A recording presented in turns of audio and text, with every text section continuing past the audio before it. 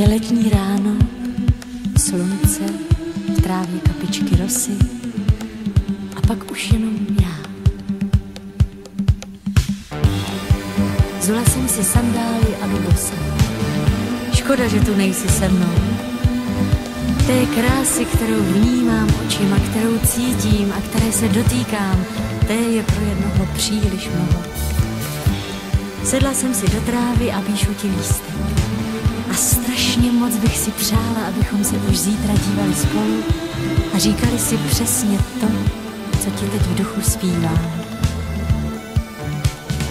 Léto je léto, když den patří snílku, když můžem jen v dílku venit.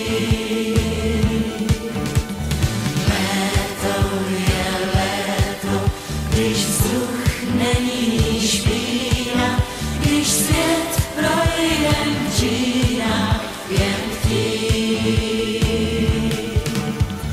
Léto se hlídá, když ztrácí svou tíč. Právě si snídáš a spíš.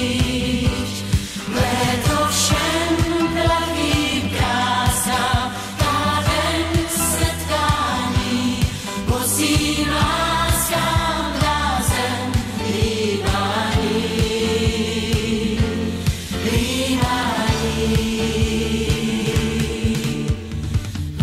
Chtěla jsem utrhnout sedmikrásku a poslat ti s tímhle letním pozdravem.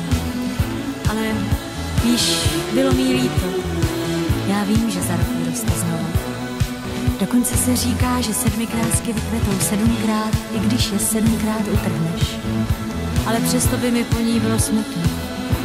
A taky mě napadlo, že má na téhle louce jinou sedmikrásku a že se mají možná stejně rádi jako my.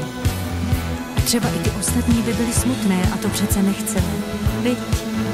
Vždyť sem přijdeme zítra, pozítří a možná ještě mnohokrát, abychom se na tu letní krásu dívali spolu a šeptali si to, co ti teď v duchu zpívám.